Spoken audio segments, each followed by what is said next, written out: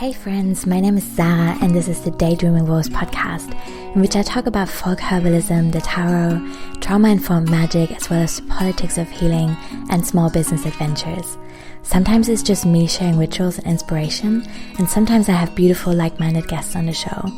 If you would like to learn more about my work, you can visit daydreamingrose.com for all things magic and sarahmagdalenalove.com for web design and tech support. Feel free to subscribe on iTunes, and if you like my podcast, know that a review would really be appreciated. Hey everyone, thank you so much for tuning in today. I am really excited to share this week's episode with you because I had my friend Lisa Nagel on the show, who's a really magical, wonderful being who has shared some really cool and practical tools for us. Before we get to the show, I wanted to remind everyone that I'm offering a free audio course called Everyday Magic, and I've just updated it this week, so it looks a little prettier. It has a new intro session, and then it has several really cool things. So there's a session on herbal self-care for beginners, in which I'm sharing some recipes and my approaches to folk herbalism. There's a session on getting started with the tarot. Then there's a session on the Fool's Journey, where we're pretending to be the Fool of the major arcana who's going on this journey to meet the different archetypes. And then finally, there's a session on commitment, intention, and magic for everyday rituals, as well as a resource section. I'm also going to add a session on the politics of healing really soon, which is something that has come up a lot for me this year and that I'm really passionate to share. So if you're signing up, you're going to hear first when that comes out. And you can sign up at daydreamingrose.com. Yeah, I would love to hear what you think and if there's anything that you feel is missing that you'd like me to add. Also, the Everyday Magic, the Becoming Magic readings I'm offering are now available on a sliding scale, which is also something I'm really excited about. Cool, so finally on to today's show. Have a good time. Hey everyone, I'm already full of giggles because I have Lisa Nagel on the show today. She's a really, really beautiful friend of mine and a card reader and someone who's offering so much magic and beauty to the world on Instagram, on her website, and in her client work. I first came across her on Instagram, as is the case with many people who come on my show, weirdly. And gosh, I don't know exactly how I found her profile, maybe through a hashtag or maybe we have friends in common, but either way, I was just really inspired by what she shared. I learned some really cool practices and rituals from her. And in spring this year, I was kind of in a place with my business where I felt a little bit stuck and kind of unsure about my next steps. And I considered working with a business coach, but no one really resonated with me. I kind of felt like everyone is chasing these like six-figure dreams, and it also feels pretty pushy and weird, and I don't want to do these things, you know. I actually just wanted someone to hold space for me and give me a framework to explore what I wanted to do in my life and in my business, and that's exactly what Lisa did in such a beautiful way. I had a series of sessions with her that were incredibly helpful. I really remember them right yesterday, and they gave me so much confidence and clarity around what I wanted to do next. So yeah, I'm really excited to share her insights with you, and I'm just going to hand over to her now so she can say hello as well. Hello everyone. I'm so happy to be here with you. It's always so nice talking to you and spending time with you. Thank you. And I can just give that right back. All the magic that you've been, allowing into your life is just so amazing to see. And yes, I'm just happy to be here today and talk to you. And yeah. Awesome. Thank you. Maybe let's start by asking you where you are in the world right now and what nature is like around you. That's like my new favorite intro question. Oh, that is such a good question. Okay, so right now I am in Amsterdam, the Netherlands, and nature around me right now. So the trees are changing colors, which I love. And it smells divine every time you step outside. It's just so grounding and beautiful, and it really feels aligned with my energies right now. Great. That we're moving into autumn, and I'm getting ready to change a lot of things as well. And yeah, that's what nature's around me right now. And yeah. Cool. How's it with you? Yeah, I'm in Hamburg, so similar climate. The trees are changing as well. And autumn is my favorite season. I've never really been a summer person, to be honest. And Yeah. I'm so sorry for everyone who's really sad about summer ending, but it's definitely not me because I feel like that, summer is amazing in many ways. I love being outside, I love swimming in the sea, but I burn really easily and it's just all a bit much sometimes, isn't Yeah. it? And I'm like, I'm ready for the indoor times and the reading and the tea drinking that autumn usually brings. So I'm actually really happy. I think the hardest time for me in the year is always like January to March, where Yeah. like the festive times are over, but you're so not through winter yet. The worst is usually still coming in like Northern Europe, and yeah, that can feel a bit bleak. But this time to Christmas, that I really love that. Yeah. Me too. It is a time that I really cherish just for like introvert time as well. Yeah, Yeah. yeah. Yeah. Yeah. So my first official question for you is how you kind of came to realize how important magic and spirituality is to you, and maybe you can tell us a little bit more about what your journey was with that. So because few of us grow up with magic, sadly. So Yeah. I would love to know how you came to do the work that you're doing today, and like what practices have inspired you the most along the way. Okay, so as a kid, I always felt really connected to everything that was around me, and I felt like I could talk to my pets and to the horse I was taking care of, and so that was always really something where I was just like totally in tune, and I could always tell what people around me were like feeling. So I was basically always really aware and looking at, how is everybody doing? How can I make everybody more comfortable? That kind of thing. And I learned really quickly, though, that it's not acceptable to just be like, oh, you're lying right now as a kid. So I just really learned to kind of quieten myself and be, not so outspoken about what I was like feeling and seeing.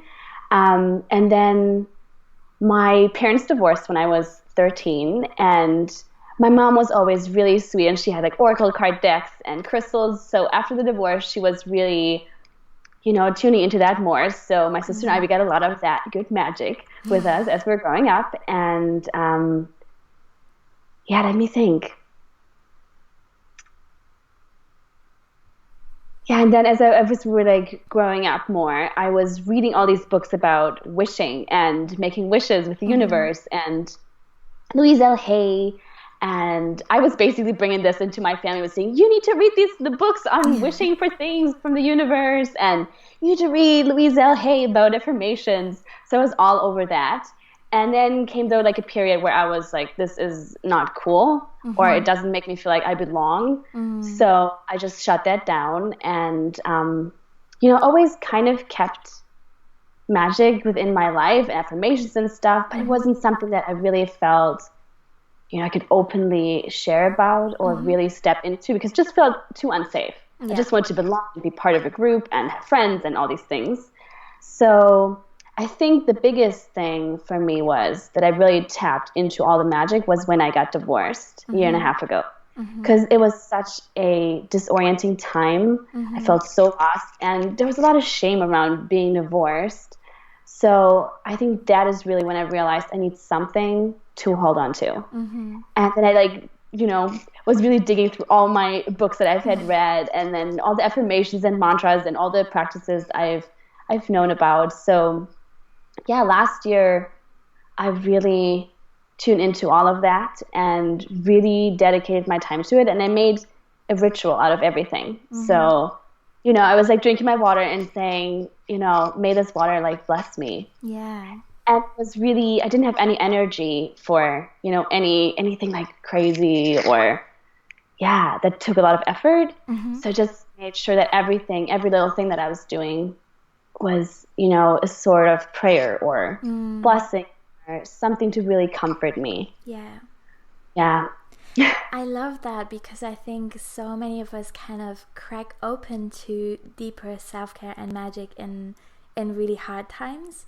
And then these are also times in which we often have very limited energy and need to be really mindful about how we're spending the energy that we have. And so I am really into simple practical magic, and remembering that the intention is everything, right? Because Yes. you know, we can have these really complicated setups and like huge crystal grids, but actually yeah, but actually this coming home to ourselves and like being really intentional with what we're doing, that is where the magic is at. That's so beautiful. And great. Thank you for sharing that.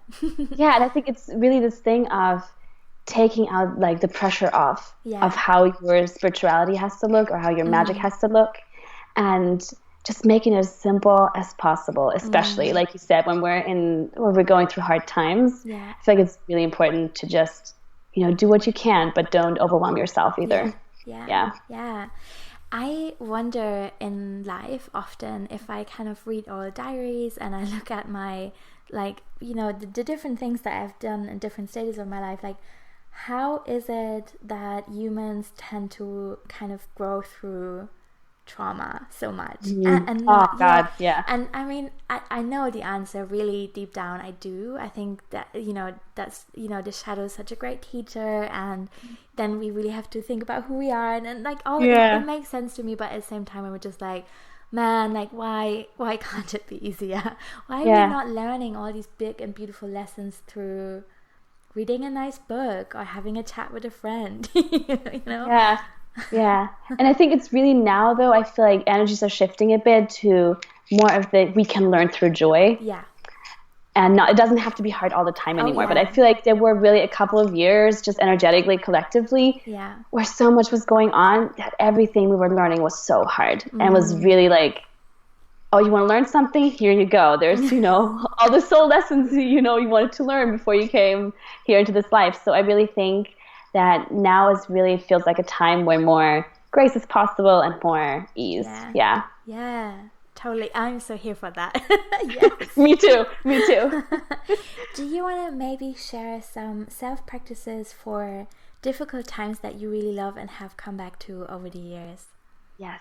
So one of my favorite things is dancing. I just love, playing some music and then just letting my body move. And it's not in a way, I always do this thing where I'm like, close my eyes, because otherwise I feel like I'm too much looking outside of myself. So I always close my eyes and see just whatever wants to move through me. Like I dance when I'm really, really excited. I just don't know what to do with all my energy because I'm sleepy and excited.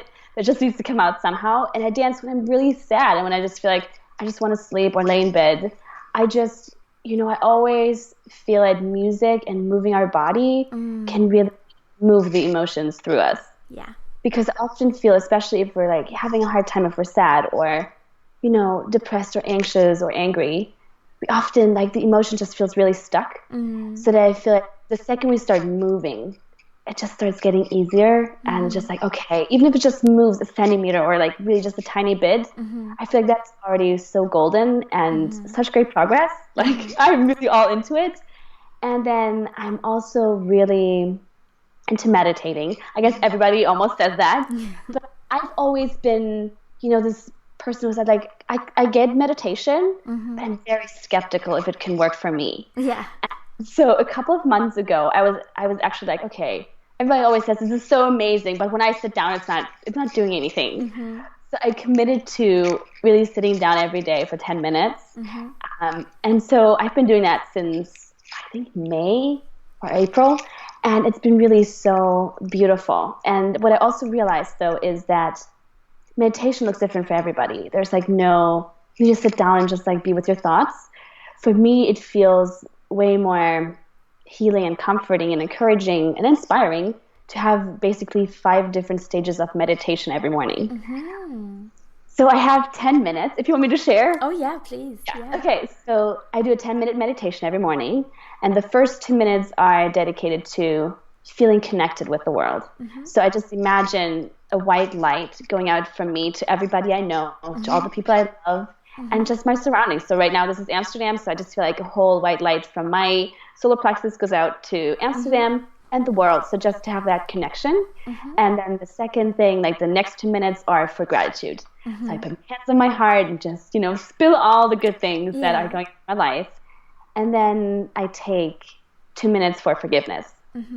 And that can be forgiving myself, which I've noticed is honestly, I feel like self-forgiveness is the biggest gift anybody can give themselves. Like that is the big game changer. Yeah. Was for me. I was like all over it. But it's also taking a moment to, even forgive like the little things that made you upset or kind of just, kind of triggered something. Yeah. So there's just like a lot of forgiveness. And then the next 2 minutes, I just sit with my hands open on my lap and just imagine like how the universe like is hearing all of my desires, all of my dreams and wishes. And I just sit there and let it kind of rain on me. And be open to that without feeling that there's a certain way in which like my dreams or wishes should show up. I just sit there and let that happen. And the last 2 minutes I dedicate to kind of activating my chakras and a small little prayer at the end. Yeah. Amazing. That's cool. I think that's I think one of my favorite practices right now, apart from dancing. So yeah. That's beautiful. Thank you so much for sharing. I feel like you are such an awesome ritual creator, really. And if that's okay, I would love to share about the wish jar as well and what you talked to me about. So I don't know in which session we actually talked about this, but I think we talked about desires and you shared a really beautiful practice with me that I'm still doing to this day, and that has really helped me so much. So you suggested that I take a beautiful glass jar and that I write my wishes or desires, and I feel like actually calling them desires feels more powerful to me personally. So I wrote my desires down, and I've also added some rose petals and a citron just in case, for extra magic. And so I'm holding this jar each night and I'm speaking to it, and I'm not just holding that jar but really connecting with these desires and feeling into if and how much I can really own them.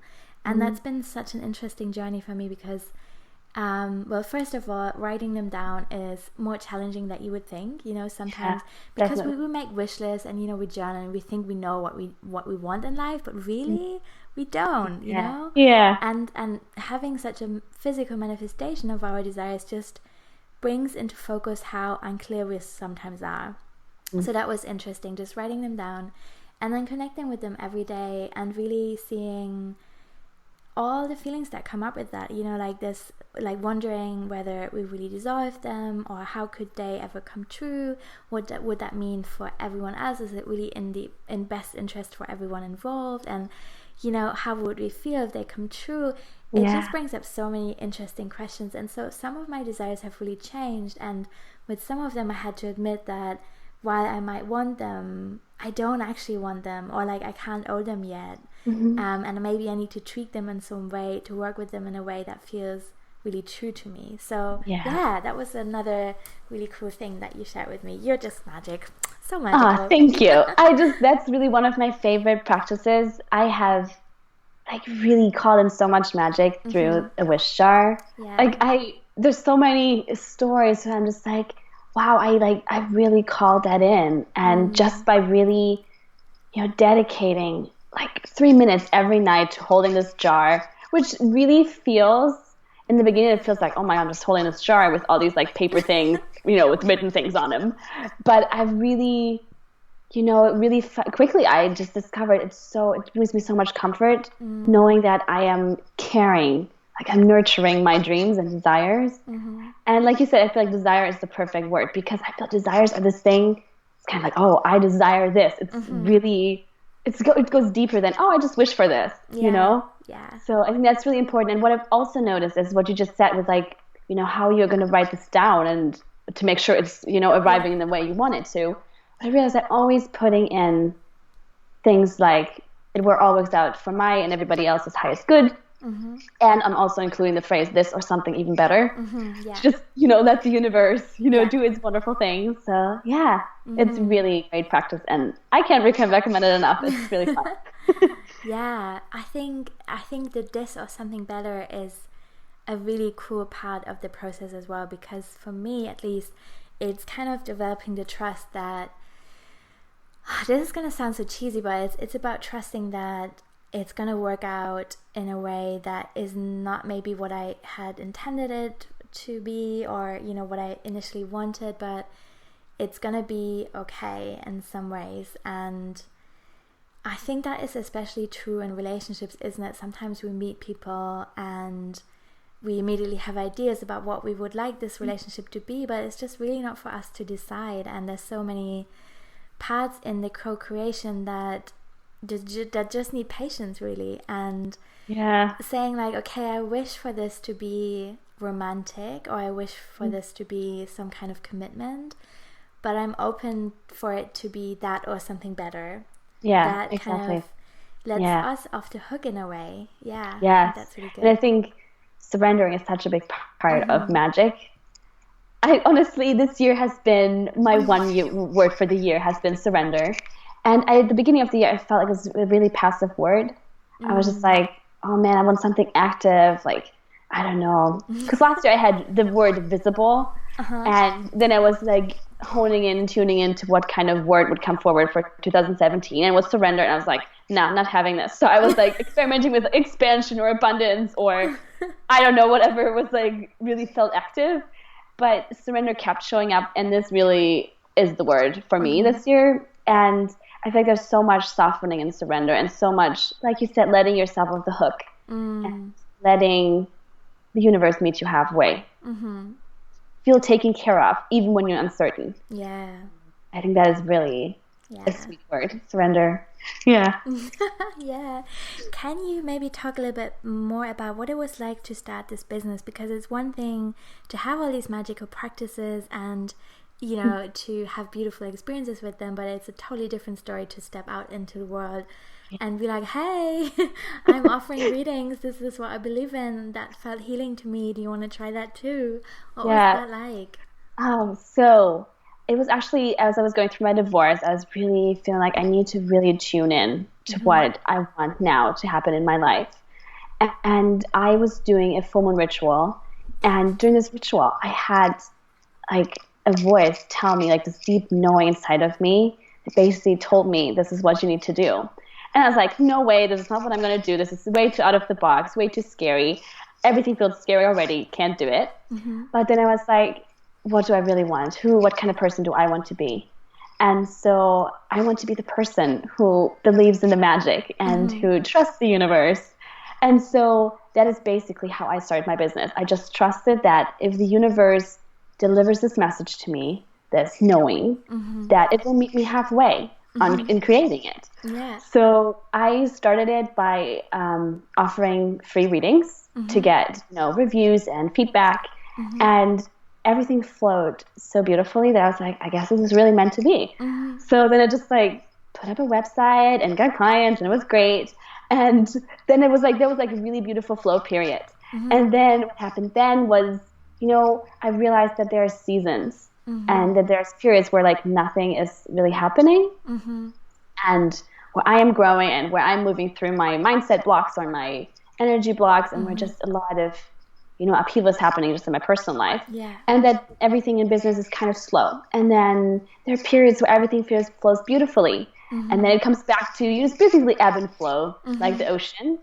And feel also that it's okay to have periods of huge expansion and to be okay with the natural contraction that follows that. So you can expand even more and birth even more. So I think that's one of the biggest things that I've learned, to trust that process. And what I've also learned is to, do business on my own terms.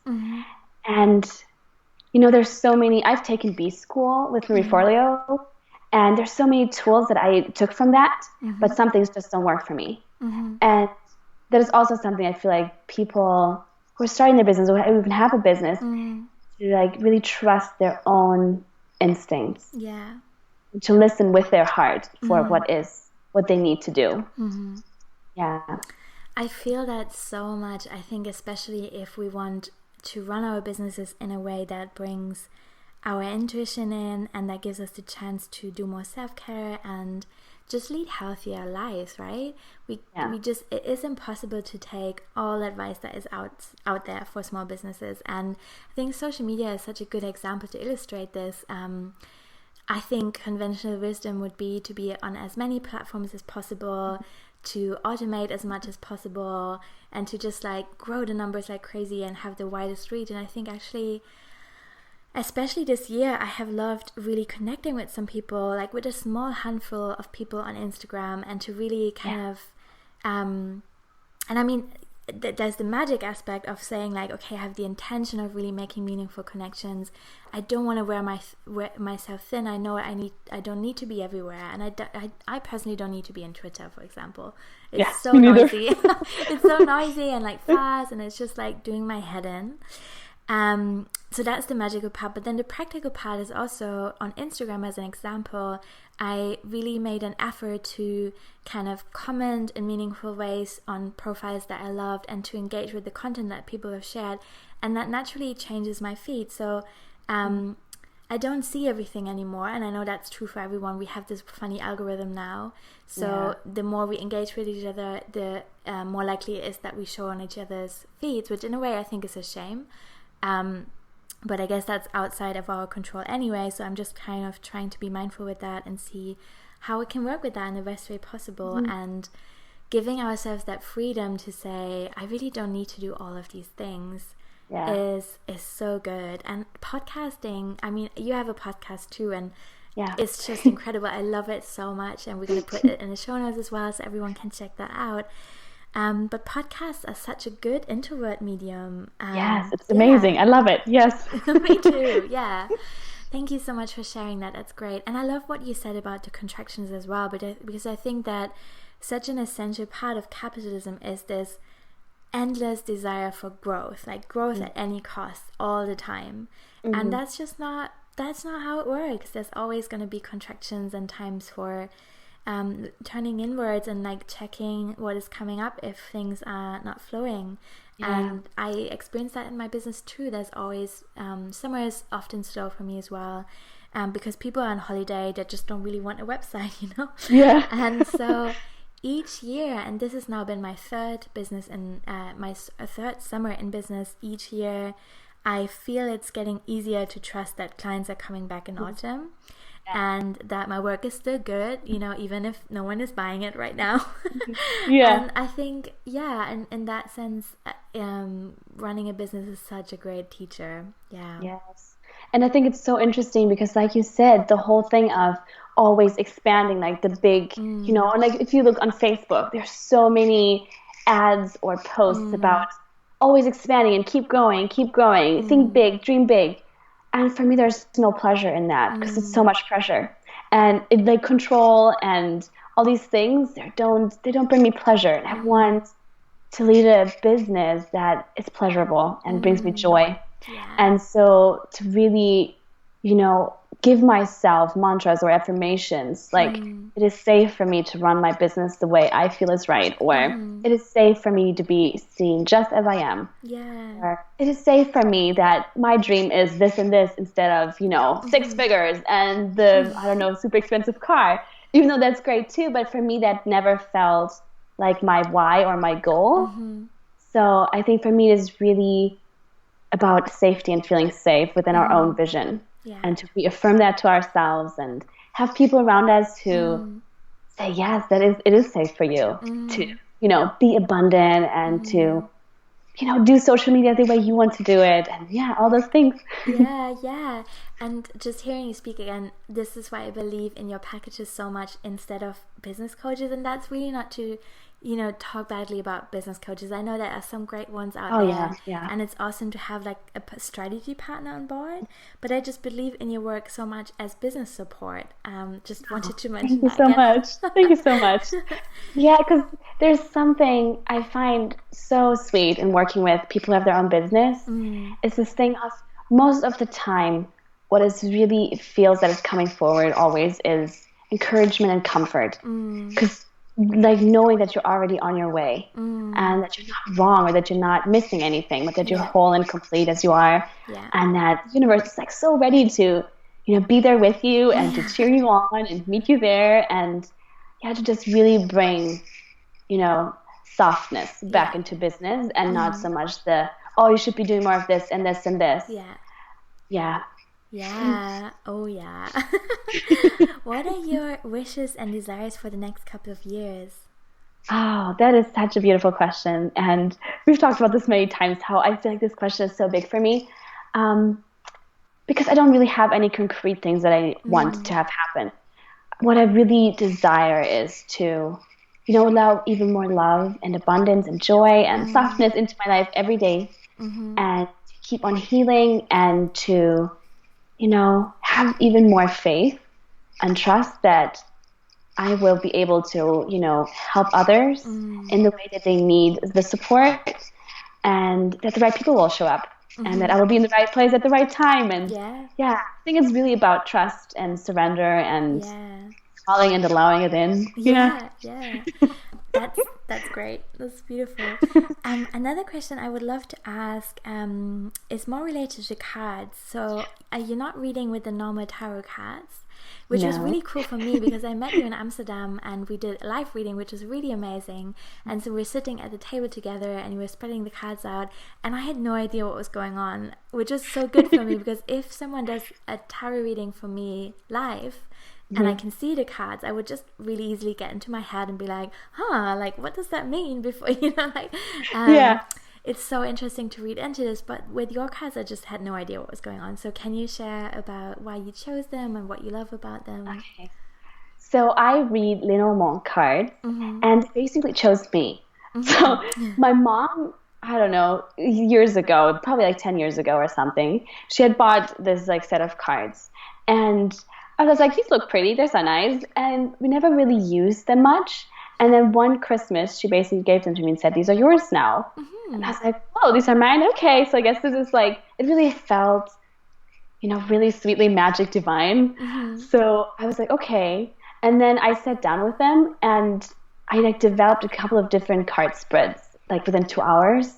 And I just knew, like, I felt so connected to these cards and to the imaging and the messages and the energy they each like bring. And it just immediately felt right and easy and flowing.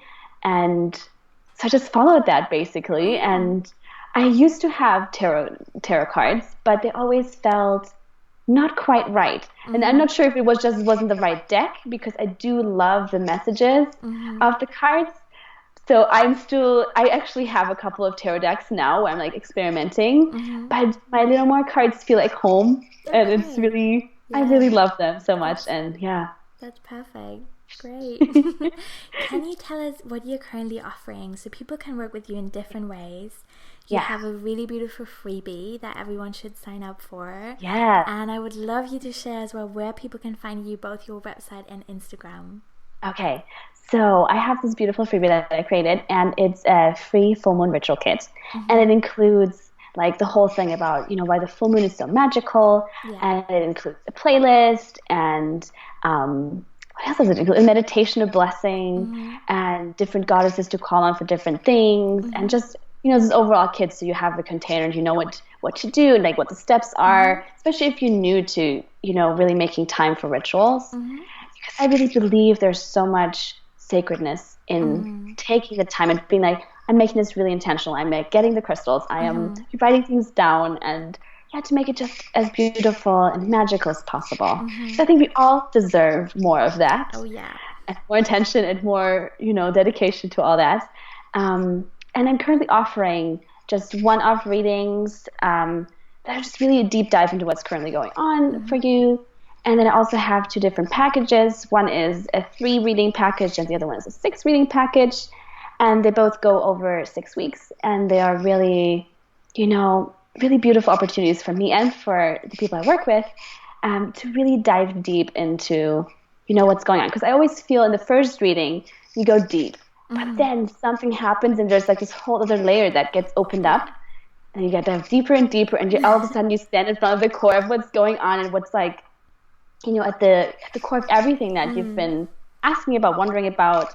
And then it's like this magical transformation that's happening. And during each reading, I include healing visualization usually.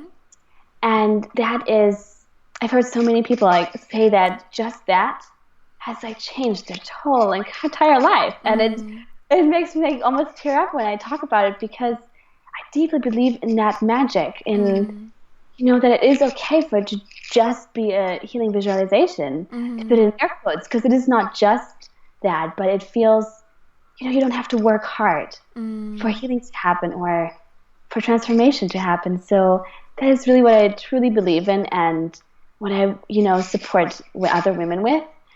And during those readings or the packages, I share, different practices, like energy practices and ceremonies and rituals for your different, specific things. And yes, that is all that I'm offering right now. And you can find me at wildsensitivesouls.com. And Instagram, I'm at wildsensitivesouls. So that makes so much sense. Does it? And you've got a podcast as well. Let's not forget the podcast. That's true. It's called the Wild Sensitive Souls Podcast. Okay. Yeah. That's great. Yes. And in the podcast, that's where I share the weekly energy forecast. Yeah. So that's what I share on there. And I also share that with my wonderful love letter list. Yeah. Oh, your newsletters are so beautiful. They are really great. I get excited about them on Sundays, and I always curl into a ball on my bed and then read them on my phone while cuddling my dog. That's what I do. Oh, that's perfect. I love that. Thank you so much for being on the show today, Lisa. I'm really excited to share this interview, and I feel like we've covered some really cool ground. Thank you so much. Thank you so much for having me. I always love spending time with you. Thank you. Bye. Bye.